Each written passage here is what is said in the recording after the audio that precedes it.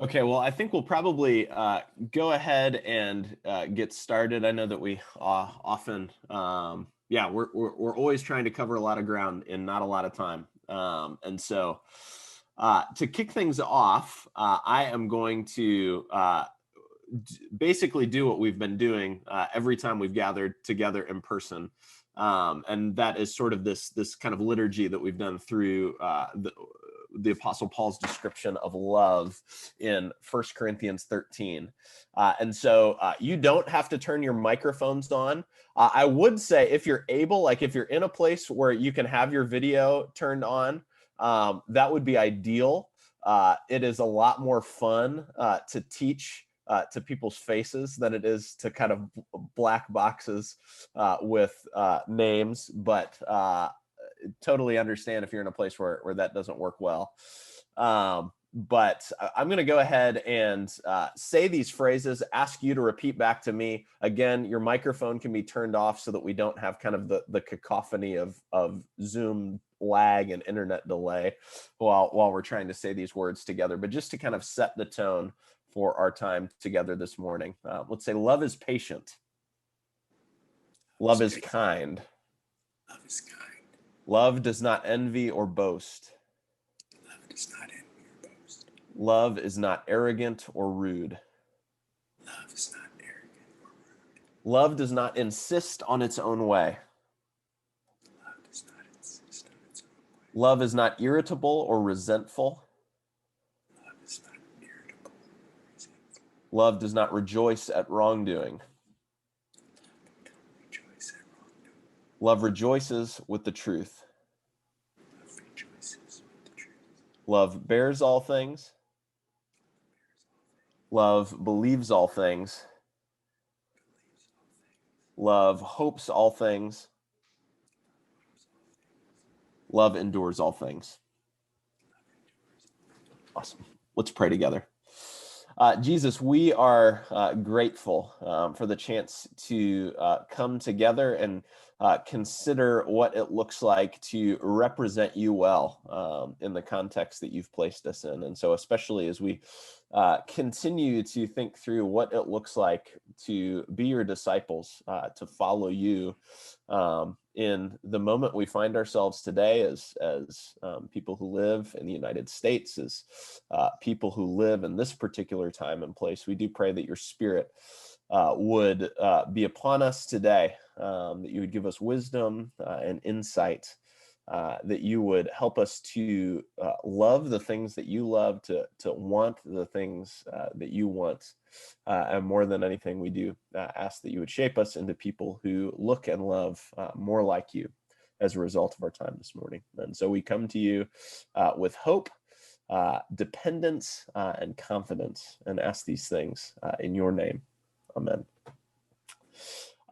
Well, just to kind of give a just quick kind of introduction to what we're talking about today, as you know that some of the things that we've been covering over the last few weeks have been sort of what have Christians in different times and places thought about some of the big questions that they were faced with. So, earlier on in the class, we looked at kind of Augustine and Aquinas and how their kind of respective understandings of human nature shaped the way they were engaging kind of the questions of their time. Last week, Kyan focused on kind of Reformation era thought. So we looked at some of the kind of Anabaptists and radical reformers and their sort of questions of, especially about kind of governmental coercion and those sorts of things. And then, okay, well, what does that look like? What does that mean? And then folks like John Calvin and Martin Luther and the way they parse through some of the questions raised by that. And today, we wanted to spend a little bit of time just thinking what are kind of the major strands of thought, the major ideas that have shaped American political thought. So our context as believers in the United States. And so Greg Enos is going to be talking about that today. I will be sharing his PowerPoint. So I'm not sure, the main thing that you'll see most of this time is kind of the PowerPoint that he's put together. I'm not sure if you'll see kind of my face or his sort of along the side. But we'll get started in just a minute. And I think one of the things that will stand out as we talk about is just the reality that our history is complicated. History is messy, and there are places. I mean, I think there are a number of different strands of thought that we hear often kind of in our context that will sometimes either paint kind of American history in wholly negative terms, and then there are some that will paint it in wholly positive terms. And I think what we'll see as we kind of talk about some of the content that we'll be looking at today is that there's a lot of really good and beautiful things. There's a lot of really messy and complicated things, and those are all things that we need to kind of take into account as we consider what it looks like to engage kind of the place that we're in today. And so I'm going to hand it over to Greg and pull up this PowerPoint, and he's going to kind of share what are kind of the major ideas, the major strands of thought that have shaped sort of the moment we find ourselves now. So thanks, Sam, and good morning, Greg. all. Appreciate everyone coming in this morning. I was hoping for a non-COVID conversation with you in the gymnasium because I just have an iPad. Sam's kindly using his PC to bring up these slides. Zoom is not as iPad friendly relative to slide sharing. And secondly, I was certainly hoping for more interactive conversation today. But given the limitations of Zoom and how we want to do this, what we have done is allowed me time to present some thoughts to you. And then at the end, we're going to break up into discussion groups. I have a few questions at the end that I've posed so that you all can chat amongst yourselves. And if we have time, we'll come back maybe for a little debrief. If we don't have time, then we won't be doing that. We'll just end it. But with that, Sam did a nice introduction, and I can see, Sam, that we're seeing your face. So a much better looking human being than me is evident to all this morning. So with that, next slide. What we go ahead, Sam, and switch slides there. There you go. I wanted to start off with a couple of quotes from two of our nation's founders, Ben Franklin and George Washington. And these two quotes sort of set the stage for how we want to move forward in our brief conversation this morning. Franklin said, "A nation of well-informed men," type of their men, "who have been taught to know and prize the rights which God has given them, cannot be enslaved. It is in the region of ignorance that tyranny begins." And then George Washington said, "Truth will ultimately prevail while there is pains taken to bring it to light." And I find these quotes quite compelling at this stage of our nation's history and in our general tenor as a community. I personally believe that we live with much ignorance. Even though there's lots of data and lots of knowledge, there is a huge difference between the growth and dissemination of knowledge and wisdom. And given that we find ourselves in the rancor of news or false news and this and that, or even just a lack of understanding of how God has brought our nation about, I think that Franklin's quote is quite compelling, that tyranny will indeed begin unless we discover the truth. And thankfully, Washington did believe that, as we do, truth wins, that Jesus wins. So with those two founders' notions in mind, let's move on, Sam, to the next slide.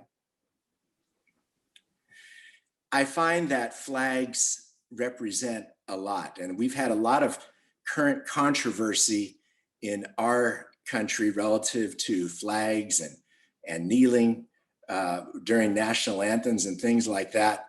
But what I find compelling about the top flag there, which is our our flag, the United States of America, 50 stars representing 50 states, is that this symbol not only means much to me and to, I hope, many Americans, but outside of the United States, it is quite meaningful. And that's a nice form of external validation that I always appreciate. The World Health Forum in 2017 took a global survey of those looking to migrate or have aspirations to move. And 20%, the number one country for anyone around the world was the United States of America. Germany, Canada, UK, and France each followed a distant second. And so even as recently as 2017, we can see that the shining light of the United States is bright around the world. I'm reminded of God's covenant to us with that next flag there. God set a flag up in the sky when he promised to Noah that he'd never flood the earth again. And God's rainbow flag is another representation how meaningful symbols are to what relationship and what underlying truth is. And God's covenant to Noah and to us to never again flood the earth again is represented by a flag that waves every time the sun shines during a rainstorm. And so we're reminded of a natural flag that God has given us that signifies his promise. The flag in the lower left is the flag I grew up with in my little independent fundamental church in Berkeley, California, way back in the 60s, the Christian flag. And back then, little independent fundamental churches flew both the US flag and the Christian flag simultaneously. But the US flag, at least in my church, dominated the Christian flag. And so again, this symbol of church unity and seeing that church and state sort of come together, at least in my little church, was evident way back in the 60s. But today we're going to take the flag in the lower right and really concentrate on that. We want to look at America's founding, and those 13 stars represent the 13 British colonies. But my question for us today is, what led to that flag? What led up to Betsy Ross sewing that flag together? And that's where we want to go in the next few minutes. So Sam, next slide, please. Briefly, just a timeline of peoples moving into this landmass of North America. 10,000, 12,000 years ago now, Asiatic peoples immigrated into Western North America across the Bering Straits. And that was well before, in about 4,000 BC, with the Hebrew people settling in the Middle East, with Abraham being called out of Ur of the Chaldees. So you can see that people movements have been going on in our country for a long time. In about 1000 BC, the Nordic peoples, the Vikings, immigrated into the Northeast, into Canada and the northern part of what is now the America, United States of America. And at the same time, the Hebrew scriptures were being codified, as well as the Greek nation states with Homer's epic poetry, the Odyssey and the Iliad, all coming together with written language, now taking what had been orally communicated for many, many, many millennia and centuries, and now bringing that into written form. More recently, when we talk about our particular landmass, the United States of America, we see that as we think about the founding, there's been a lot of dispute and rancor about when really was the USA founded. Well, there's a number of dates that one might use in this timeline here. If you want to go way back to 1529, that's when the Spanish first brought African slaves to Georgia. And then in 1585, the British settled Roanoke Island. And in 1619, which is the name of a famous project now the New York Times sponsored, where the Portuguese sold African slaves into British colonies, into Jamestown. And that's been touted as the founding of the US, when the first slaves were brought into the British Empire. But as we can see, even that in and of itself is not accurate. If you want to talk about when African slaves were brought here, unfortunately, that goes back a century prior when the Spanish brought them into Georgia.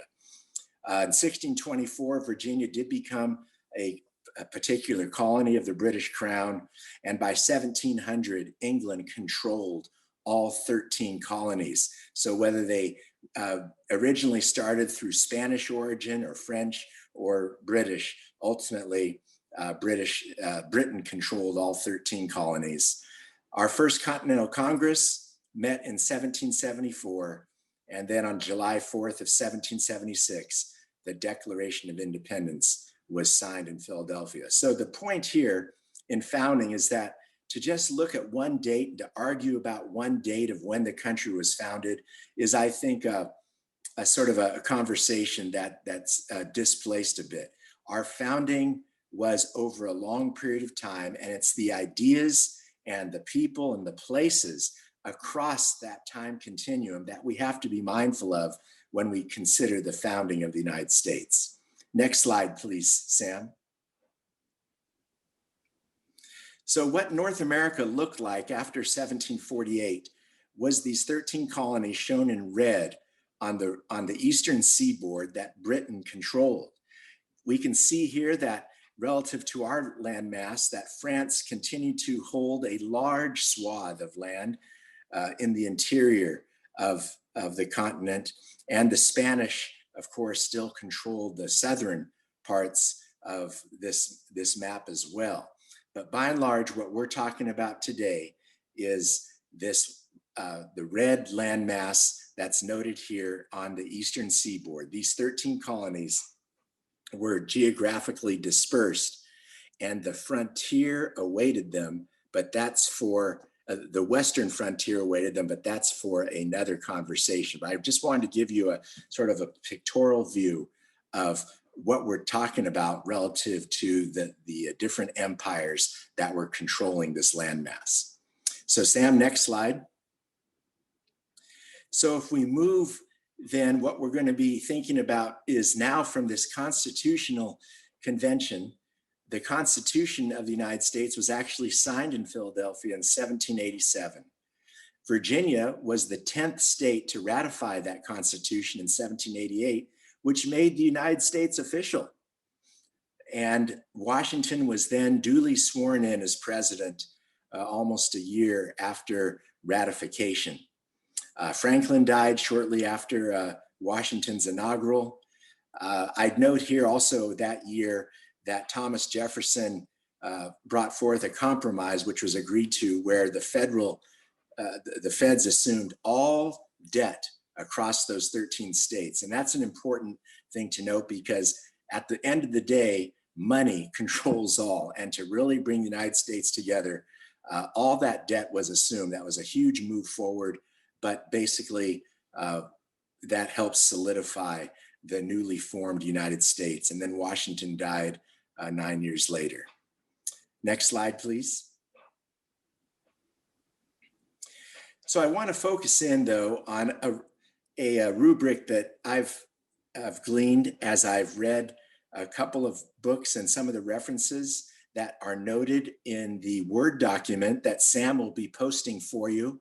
A lot of these references I'm using are noted there, as well as other commentary and things I've compiled in 4 to 5 pages that will be useful for you after this conversation here to go back and sort of dig in a bit more to what's going on. So I appreciate Sam posting that, and that will be available for you after this class. But one book in particular that I'm very thankful to Chad Davis for giving to me was a book by Russell Kirk called The Roots of American Order. And some of this is here. He doesn't have this foursome rubric, but it started me thinking about a mnemonic device by which we can sort of remember how God used philosophies, persons, and places to form the United States. So there's 4 cities I want you to be mindful of: Jerusalem, Athens, Rome, and London. And we aren't going to delve too deeply into any of this here. And that's why I've given you references for your discussion later.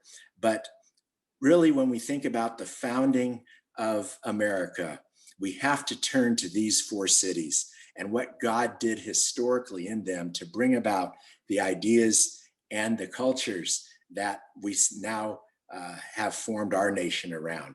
Jerusalem, of course, the center of Hebrew worship with the temple that Solomon and then later others built, the capital city. But we find that God's notion in his word of covenantal relationship formed pivotal in the thinking of our nation's founders. And so Jerusalem as the center of covenant, of relationship that way, relationship with the transcendent God is a critical, pivotal city as we consider our own nation.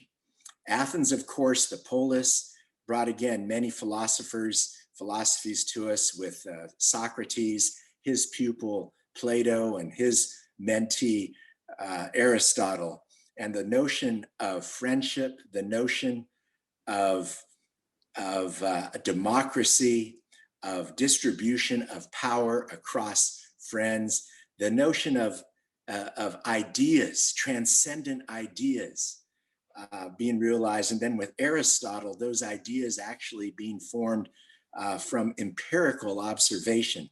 And so Athens and its culture looms large in the founding of America. We turn to Rome with its notion of law. Of course, the Romans defeated the Greeks, and with that incorporated a lot of those sentiments from the Athenian philosophers. But Rome, with its codification of law, with its notion of actually being a community based on written law and executing that, and then government established with separation of powers and things based on those notions, is very important in the thinking of our founders. And we mentioned London at the end just because we did revolt from the British Empire. And in London, post-Reformation, as Kyan brought to bear last week, we see in the British Empire these notions of covenant and Greek thinking and Roman law being formed and codified in a notion of British common law, in how they established their own governmental institutions. And then again, what led America to think about its own right, American citizens who were British subjects to think about their own rights. So these four cities loom large. I won't go into the four Protestant Reformation movements. I just wanted to link back to last week's lesson that Kyan brought relative to these movements. The thinking there, of course, was heavily on the minds of our founders. There were four philosophers, though, that I wanted to tee up. Montesquieu, a French philosopher, his thinking about the hard lessons of historical knowledge were very important as he turned back to history. Hume, the Scottish philosopher, he had a good natured sort of refutal of the whole notion of the cult of reason. He mocked this notion of just thinking as reason as something ethereal and without any practical or tangible evidence for it. And so Hume was a strong teacher of our founders. Blackstone was a lawyer in England. He was British, governed by a legal precedent and prescription, and he brought again that notion of codification of law to us. And Edmund Burke, ultimately, who is Irish, he appealed to the great traditions of medieval Christian and classical belief. And so these were America's teachers back in the day, each coming from the European continent, representing different cultures. But again, these ideas were promulgated and assimilated by our founders. For people groups, certainly the Europeans, whether it be British or other, I showed the map where French and Spanish and others were involved. It's particularly interesting when you talk about the British, that socioeconomic class amongst the British loomed very large. The Cavaliers, you may know the Cavaliers who populated Virginia, represented the elite feudal lords coming from Britain. But then, of course, the first working class in the English colonies were the poor white British colonists who were ported over here. And that, again, is a conversation I don't want to go into, but it's very important to realize that when African chattel slavery was introduced in the US, there became this competition between the very poor white working class and, of course, the destitute, brutalized slave class. And that led to lots of things relative to socioeconomic and legal maneuvers. The two final groups, of course, in this heterogeneous nation were the Native American Indians and what has happened there. And we won't go into that, but we aren't talking about a homogeneous nation that has a clean bill of health. The tragedy around the assimilation and lack thereof of the indigenous peoples who were here well before any Europeans were here is certainly a strong consideration as we think about how we move forward. And likewise, African slaves, which we'll get into a bit as an example down the road. Finally, I just want to note there were 4 acts in British drama that preceded the American, that sort of encompassed the American Revolution. The note here is that the American Revolution was predicated on a lot of tumult going on in England at the time. In the middle of the 17th century, the monarchy actually ended in a brutal civil war in England. Parliament was then established in what is known as the Glorious Revolution. And from there, the empire grew, started to grow, and ultimately led to conquest across the United States, whereby all 13 colonies were controlled by the British Empire. Upon that tumult, the American Revolution took place. Next slide, please, Sam. I want to note then our 2 founding documents, sort of the principles behind these 2. It was interesting to note that a question was asked of Amy Coney Barrett in her recent hearings for the Supreme Court, whether she felt whether the Declaration of Independence was codified law or not. And she said no. And I happen to agree with that. And Kyan and others can help me, can correct me and can correct Amy if they wish. But I bring that forward to say that the Declaration actually brought forward all and distilled the rules of natural order and law for us, but did not codify laws as set forth in the Constitution. The 2 principles, clear principles from the Declaration are: 1, this rule of natural order, which says that all men are created equal. That is evident in nature, is stated. And the reason why that comes first is that the rule of law is actually an empire of laws, not men. That order follows law. When people talk about law and order, that actually sort of is misguided, because order must precede law. Law follows order. Take, for example, the Pentateuch and the Decalogue, God's commands, the 10 Commandments. That's not just a checklist of laws thrown out of the blue. Those laws and reveal Yahweh to us, the order of God himself, a God of love, a God of relationship, a triune God, a God of order and structure, is revealed in law. And so the Declaration, actually, if you dig deep and look through it, actually reveals that very important principle that law comes from order. Good law must reflect the reality of order. And so our Declaration is based on those principles. Our Constitution, as law, points out and equips our government to protect these natural rights and to enforce such equality before the law. And so we're very thankful for a wonderful Constitution. We don't have a monarch, but we have a Constitution based on reality that is the seminal foundation to our nation, unique amongst all other civilizations and cultures. And so natural order is the basis for law.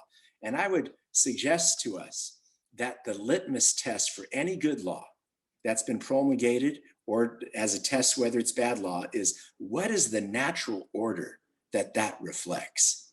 And so I leave that for your consideration. I just want to note that in our Constitution, there's current debate of, and I'm not a lawyer, but others are that can help us. But this whole notion of originalist thinking. Do we think around? Do we interpret the Constitution as the original authors intended it? Is it a quote living document that can be malleable compared to new cultures, new science, new whatever? I do note that our Constitution has been amended 27 times to reflect growth and to reflect understandings.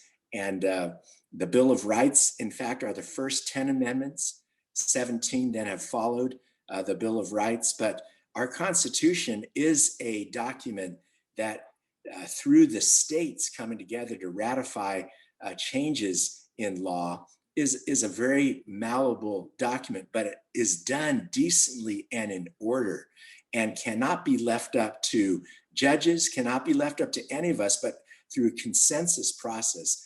And I would suggest again that the Constitution, its first and foremost precept is to protect natural rights revealed in natural law and then to enforce equality before the law. So those are just some principles that our founding documents were based on, and I will leave other references for you in the handout that Sam will post. Next slide, please, Sam. So for better or for worse, the historian Hans Kohn said in 1957 that the American Constitution is unlike any other document. It represents the lifeblood of the American nation, its supreme symbol and manifestation.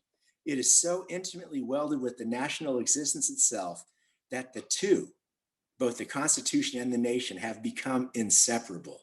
And I find that quite provocative and quite real, is that when we talk about the United States, we have to know the Constitution.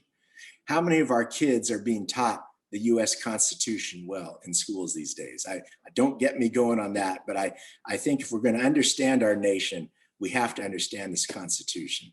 And in particular, I want to just give an example from history of better for worse of what happened in the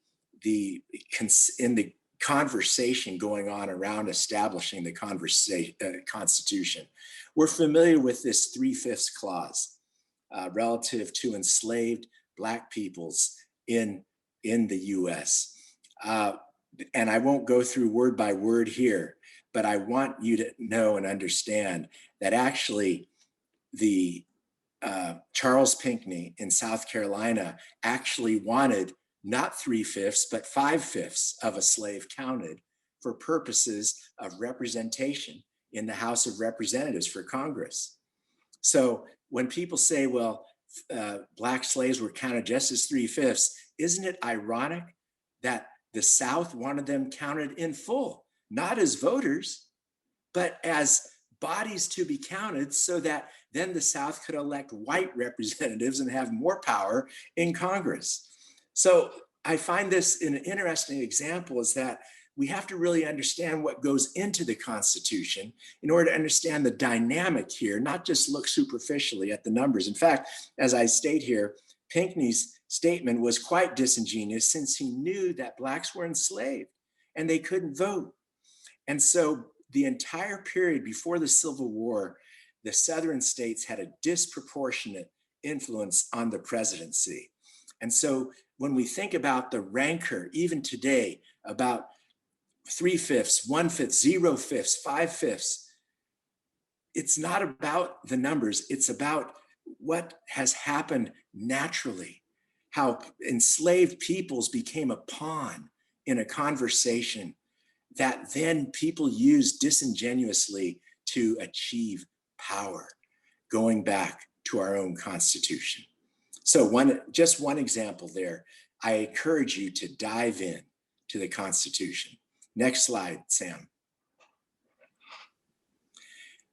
Abraham Lincoln, our 16th president, as a historical example, had an extreme reliance on these founding principles. But in point number one, instead of focusing on the forefathers, Lincoln put 18th century revolutionaries and framers front and center as the proper founding fathers. So he looked beyond the US. Instead of just the Puritans, instead of the Pilgrims, he looked well before them to look to his understanding of what the United States of America was all about. And so in number two, Lincoln made the Declaration, together with its proposition that all men are created equal based on natural law, the most important document in American history.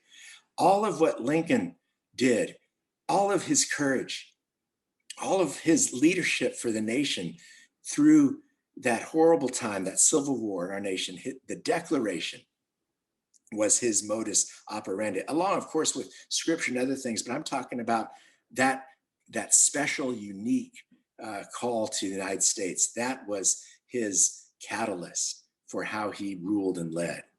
And so in point three, Lincoln, even at his first inauguration, understood what binds us together.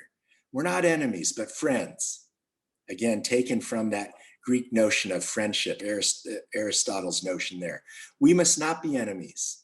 Though passion may have strained it, it can't break the bonds of affection. These mystic cords of memory, stretching from every battlefield and patriot grave to every living heart and hearthstone over this broad land, swells the chorus of the Union when again touched, as surely they will be by the better angels of our nature. So he understood that in the midst of political strife, in the midst even of war, that what held us together as a nation, that we were not to be enemies, but we were to be friends. And to get there, he leans heavily on those philosophers, those scriptures, those who, many millennia before had set the groundwork for what has become our great nation. So that's one historical example. And Sam, next slide, please. Finally, I just want to note that now, how does law look for our day and age today? I will note that it was a slight exaggeration to say that Congress is expected to frame for the future, the president is expected to act in the present, and the courts are expected to assess the past. So we see here that Congress and the president and the courts have uniquely linked but explicit duties. The most crucial differences between them are not power imbalances, but fundamental distinctions of purpose, structure, and form. So they're best understood in institutional terms. This is all from Yuval Levin's recent article in September last month, where he says in point two, to be a free people able to take advantage of the sort of system of government established by our Constitution, we need to be a people with the kind of civic virtue that might justify a certain portion of esteem and confidence. So there are advantages proffered to us by the Constitution that we need to take advantage of. But in order to do that, we need to be a virtuous people. And finally, Levin says, constitutionalism involves recognition. It's not just judges and not just elected officials who have these vital civic responsibilities, but every citizen does. And so we see here that this Constitution that has led to this wonderful nation we live in, this attractive nation that people are seeking to flock into, that most people I know of don't want to leave, even though sometimes people, especially movie stars, commit and promise to leaving the country if certain people don't get elected or not. But this Constitution demands that each of us, as people of virtue, first of all, put on virtue and then take on certain civic responsibilities. And that's our obligation. We're going to get more into that in the next week's lecture, where we talk about how we as exiles, as Christians exiles, how we seek the welfare of cities we live in. And so next week's conversation will talk about these vital civic responsibilities that we do have as believers. But with that, it's 9:40. And so Sam and I wanted to break us up into groups now with the next slide, posing 3 questions that I want us to discuss in our groups. Why are these 4 founding cities so important? And in particular, is America a Christian nation or not, based on what we understand about its founding? Why or why not?